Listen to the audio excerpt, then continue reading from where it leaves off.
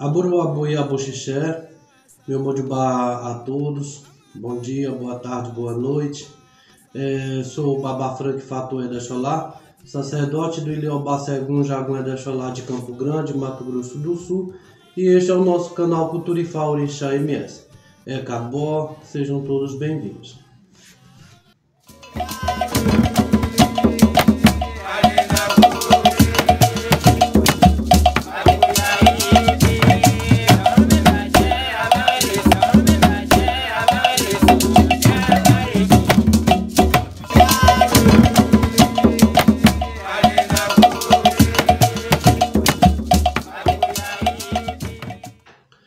Acredito que alcançar o conhecimento dentro de suas práticas religiosas seja o objetivo de todos aqueles que de fato se comprometem com sua forma de adoração e crença, partindo do princípio de que todos os praticantes e devotos, sacerdotes ou não, devem ter uma base sólida diante da sociedade e principalmente do grupo religioso ao qual pertencem, para que possam fundamentar com clareza tudo aquilo que propagam ou ensinam sobre seu universo de crença.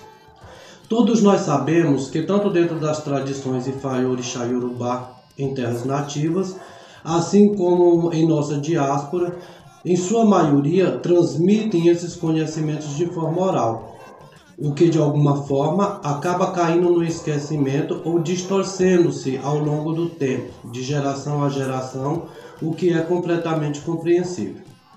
No entanto, cabe a todos nós, como membros deste grupo religioso, fazermos estes registros como forma de perpetuar nossas riquezas culturais e religiosidade. Muitos seguidores do Orixá possuem o conhecimento de inúmeras lendas de Orixá que circulam no ambiente do Candomblé. No entanto, muitas vezes confundindo lendas e contos de divindades de outras nações ou grupos étnicos, e atribuindo certas passagens da existência dessas divindades para aquelas que fazem parte de nossa cultura Yorubá Orixá.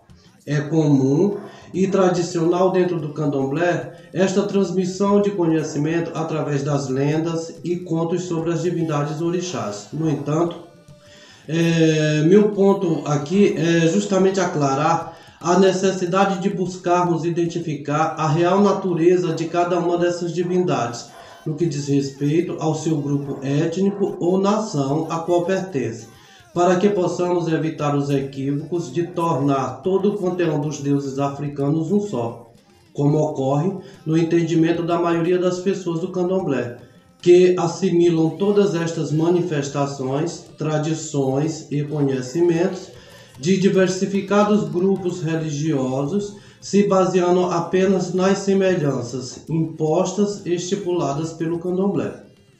O que não podemos esquecer aqui é que cada Itã, Essé, Pataqui de nossas tradições Yorubá e nações de diáspora relatam fatos e passagens que justificam a identidade, natureza e região de cada divindade de nosso panteão. Assim como acredito que seja o caso das divindades de outros cultos de nossa diáspora, como Angola, Jeje, Fante, Mina e outros. É por isso que, mais uma vez, eu afirmo a importância que temos que ser cuidadosos e buscarmos aprender aquilo que nos pertence dentro de nosso culto como praticantes e como religiosos. Se nós dizemos que praticamos o culto Keto, Ebá, Nagô, Efon, então nós estamos falando de cultura Yorubá. E é importante observarmos isso para que não possamos fazer confusão, com cultos e rituais de uma outra cultura, de uma outra tradição. E justamente sobre isso é que eu quero trazer aqui esta análise.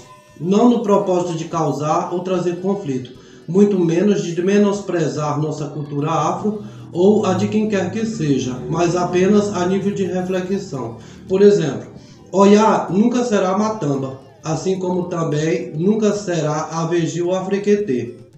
Cada uma dessas deusas, dessas divindades, são únicas e próprias de seu povo e culto.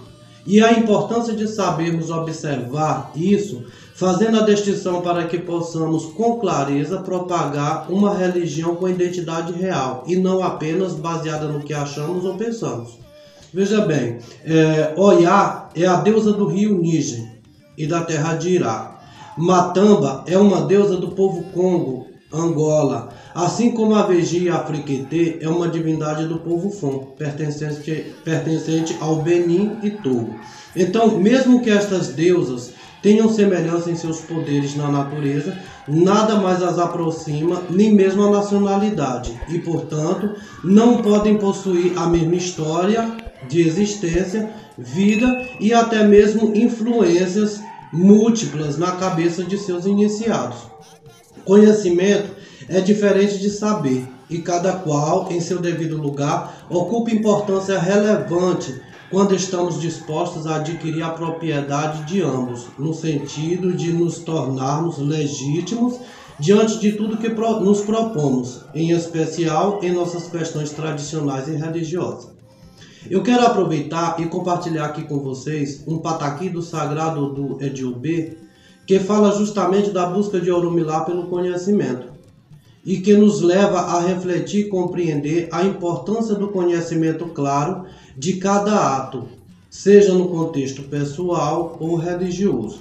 Em Fá, seja como cultura religiosa ou apenas uma filosofia de vida para os iorubás, todos os versos, provérbios, parábolas, metáforas são portadores de mensagens éticas, morais e conselhos divinos, transmitidos pelos mais velhos ou sacerdotes a seus seguidores, como alegorias para explanar os bons conceitos da vida e evitar tudo aquilo que é negativo e desnecessário. Todos estes conceitos funcionam como um direcionamento para o indivíduo, levando-o a compreender o quão é necessário a persistência e empenho em adquirir o conhecimento claro e de forma correta, como nos ensinam os nossos ancestrais, nossos mais velhos e nossos mestres.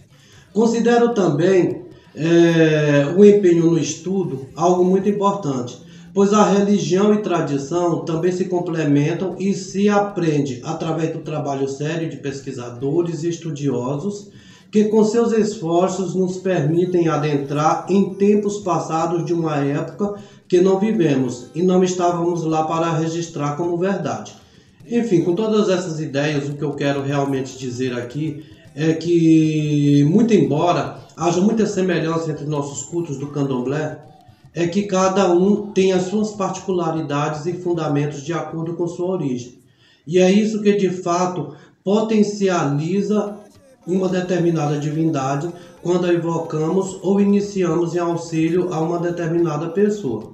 E ainda dentro desse contexto, tudo isso também ainda acontece em relação aos oráculos, pois muitos sacerdotes de nosso culto, por não ter o devido conhecimento, acabam praticando consultas Merindilogum, jogo de búzios, através de caídas que simbolizam orixá tal, orixá ciclano, orixá fulano, ou também através da tal da odologia, do cálculo da data de nascimento, com outras coisas, E isso acaba levando essas pessoas na armadilha do equívoco. Não estou aqui criticando de forma negativa, pois se funciona para ele e seu povo, para quem pratica isso, então quem sou eu para dizer o contrário, O que eu estou falando é apenas no campo da ideia, no campo do conhecimento, e afirmando todo oráculo, toda prática religiosa origina-se de um determinado grupo, de uma determinada cultura. E a partir do momento que nós praticamos, ou pelo menos dizemos que praticamos, aquele culto, parte daquela cultura, nós devemos estar pelo menos alinhado de acordo com tudo aquilo que é considerado legítimo e que é considerado compreensível dentro das tradições daquele povo. Mas mesmo não atacando, não criticando, e não trazendo essa ideia de que é certo ou errado, ou de que é verdadeiro ou mentira, isso não me interessa e também não é parte do que eu quero trazer aqui. Eu estou apenas dizendo que, falando de tradições e origem, tudo isso está muito bem longe da realidade e da prática real do sacerdócio orixá e das tradições de Simbilé orixá, assim como também da cultura divinatória e das práticas de Ifá. pois dentro do Ifá e dentro de Orixá o que existe são oráculos e mensagens oraculares, através de Odu, né, que é aquilo que interpretamos para poder transmitir as mensagens das divindades, Egungun, seja Orixá, Ori, seja lá o que for, né, para o consulente, de forma a estar orientando e guiando, né, o caminho correto que ele deve tomar para poder alcançar os seus objetivos de vida. O que eu quero trazer aqui é justamente a ideia de que devemos nos dedicar, devemos estudar, buscar o conhecimento e de forma racional analisar sobre todas essas formas de práticas e aplicar a coerência frente a tudo que praticamos e propagamos como verdade. O conhecimento Ifá e Orixá é o grande mestre para todos aqueles que buscam o conhecimento. Eu entendo que o candomblé é uma religião oriunda da mistura do conhecimento de vários povos desde a época da escravidão, quando o candomblé foi instituído como religião. Só que naquele tempo, essas pessoas, esses antigos escravizados, eles não tinham acesso a outras informações e tudo que eles tinham era se apegar a algumas lembranças de algumas coisas para poder deixar para nós todo esse legado. Mas hoje em dia nós temos aí sim, nós temos todas as informações necessárias, nós temos acesso a boas informações, nós temos acesso aí à África na palma da nossa mão e há muitas pessoas conhecedoras dessas práticas. Então hoje realmente não justifica se dizer que se joga um búzio por uma caída. Se faz uma consulta de orixá, uma consulta para iniciar alguém apenas olhando ali as caídas de um jogo de búzio, pois na verdade nós sabemos que isso aí não está fundamentado em nada, a não ser na suposição e na questão da intuição, coisas do tipo. Obviamente, se funciona, perfeito, mas se agregar de fato o conhecimento real a isso, com certeza vai fazer uma diferença bem maior, tanto para o sacerdote, quanto para os seguidores, quanto para aquelas pessoas que estão vindo ali buscar uma informação, uma orientação adequada. Então, como eu disse a vocês lá no começo do vídeo, eu separei essa Ifá, né, e produzi aqui um pequeno vídeo, né, que ilustra justamente todas essas questões, obviamente falando da busca de Orumilá pelo conhecimento, pela sabedoria. E se Orumilá é o grande conhecedor, é o grande historiador de toda a existência, sempre teve essa busca pelo conhecimento, assim como também muitas das divindades orixás, então por que nós, como sacerdotes, né, não vamos estar buscando replicar esses bons passos? Então vamos ao conteúdo. Como Orumilá tornou-se o senhor de Ifá e obteve a sabedoria? Naquele tempo, Orumilá não era mais que um jovem, que de excepcional possuía apenas a vontade imensa de saber tudo o que pudesse. Em suas andanças por seu país, soube da existência de um grande palácio, onde havia 16 quartos, em um dos quais encontrava aprisionada uma belíssima donzela denominada Sabedoria. Muitos jovens aventureiros, guerreiros poderosos, príncipes e monarcas já haviam sucumbido na tentativa de resgatar a bela jovem.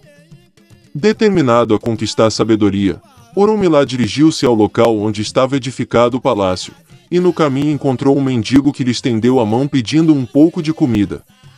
Colocando a mão em seu embornal, Orumilá retirou um pequeno saco com farinha de inhame, que era tudo o que tinha para comer, e também pegou uma pequena cabaça que continha um pouco de azeite de dendê, misturou tudo e dividiu com o mendigo, comendo uma pequena parte do alimento.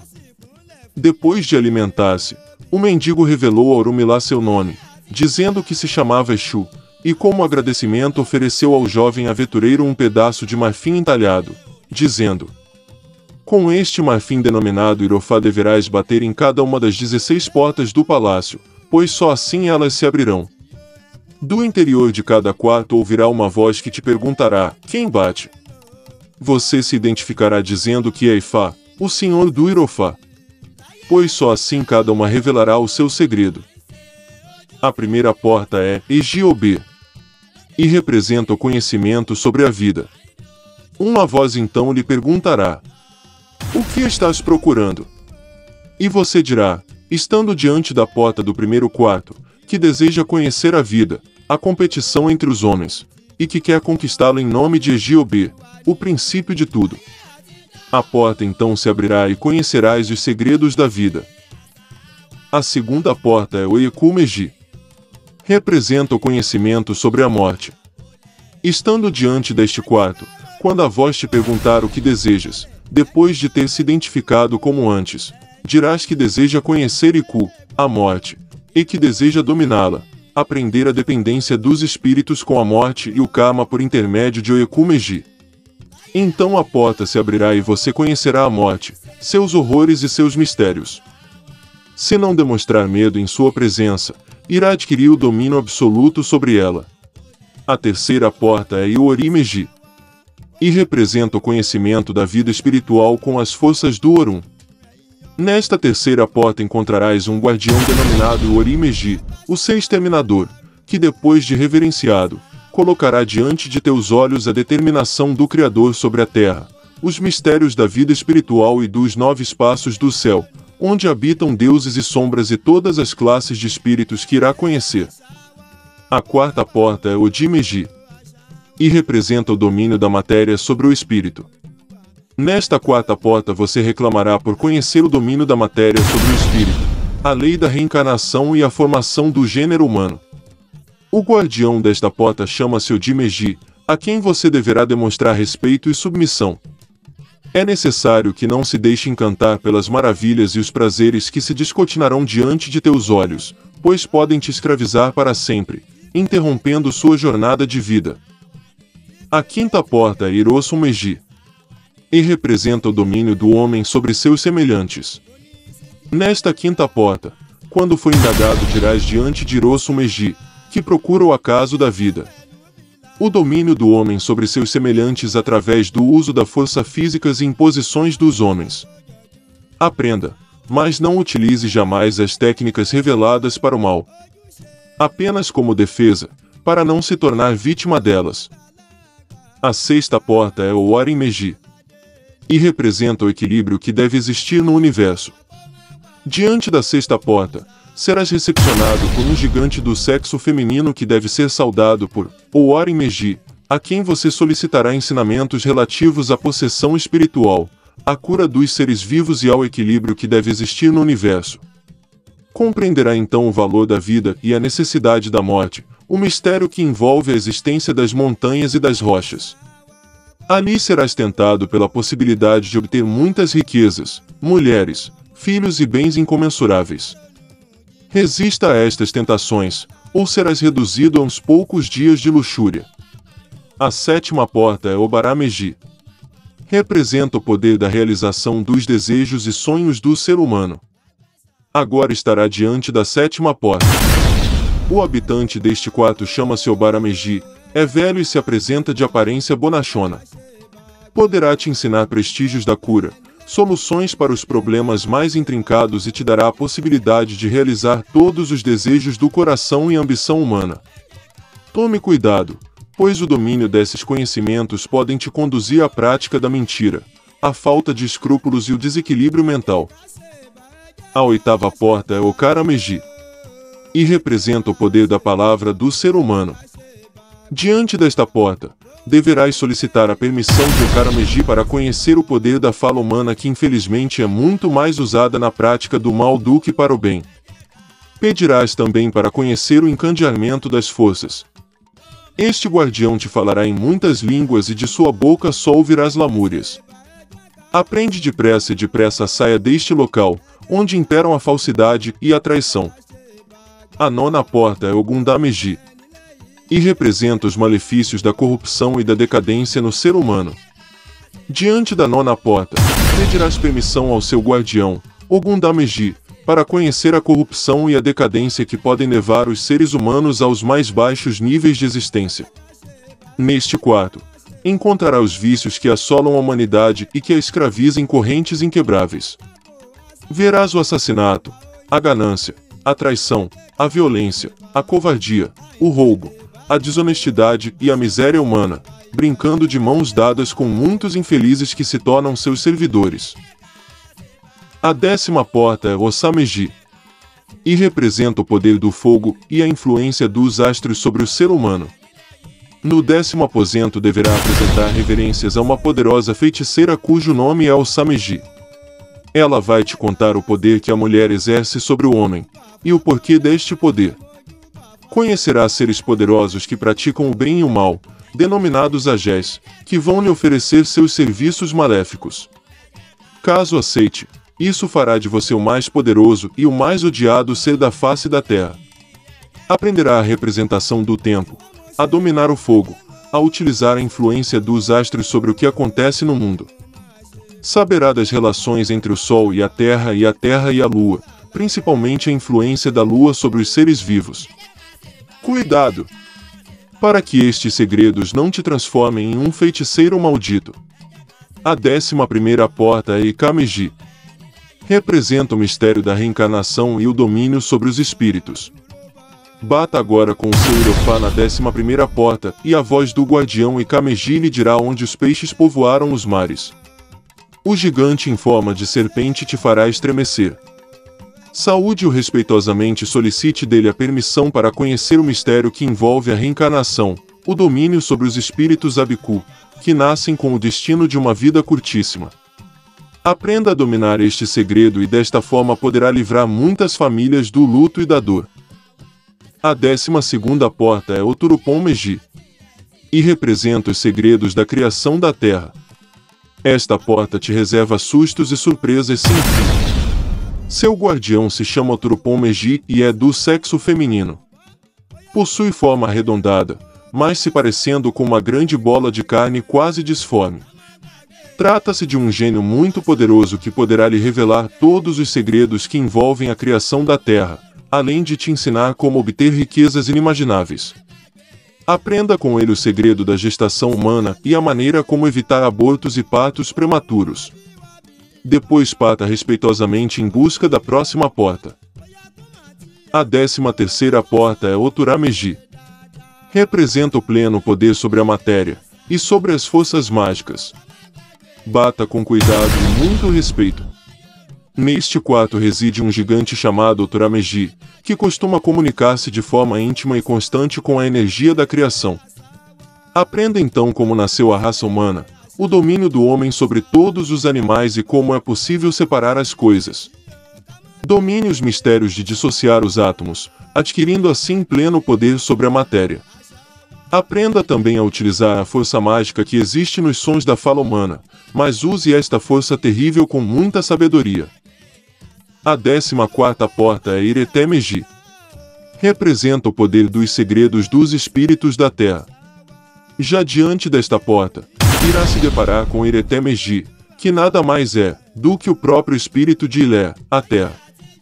Faça com que desvende seus mais íntimos segredos, agrade-o com elogios e preste-lhe permanente reverência e sacrifício. Aprenda com ela como ir e voltar do reino de Iku. Contate por seu intermédio os espíritos da terra, Onilé, transformando-os em seus aliados. Aprenda com ela o poder da cura. A 15ª porta é Oshemeji e representa os males físicos do ser humano. Na 15ª porta serás recepcionado por Oshemeji, que irá te ensinar sobre degeneração, decomposição, doenças, perdas, miséria e putrefação. Aprenda que é perdendo que se ganha, e siga sempre pelo caminho mais modesto. Aprenda a sanar estes males e saia daí o mais depressa possível, para não ser também vitimado por tanta negatividade. A 16ª porta é Ofumeji. Representa a união dos poderes dos outros 15 Odus de Ifá. Finalmente a 16ª porta, o último dos obstáculos que te separam da sua desejada musa. Aí reside Ofumeji, o mais velho e terrível dos 16 guardiões, aquele que ressuscita os mortos. Saúde-o com temor, dizendo: Epamolé, só assim poderá aplacar a sua ira. Contemple-o, mas não o encare. Observe que ele não é como os outros que você já conheceu durante a caminhada. Ele é a reunião de todos os demais que nele habitam e que nele se dissipam somente de forma ilusória. Conhecê-lo é conhecer todos os segredos do universo. Se for esta a sua busca, então você encontrou a sabedoria, leve-a consigo até a eternidade. Espero que tenham gostado do conteúdo. Dê aí o seu like, se inscreva no canal, ative o sino das notificações para serem notificados quando subirmos novos vídeos. Que o Olodumare abençoe a todos. Odabó, até o próximo vídeo. Aqui Baxéu.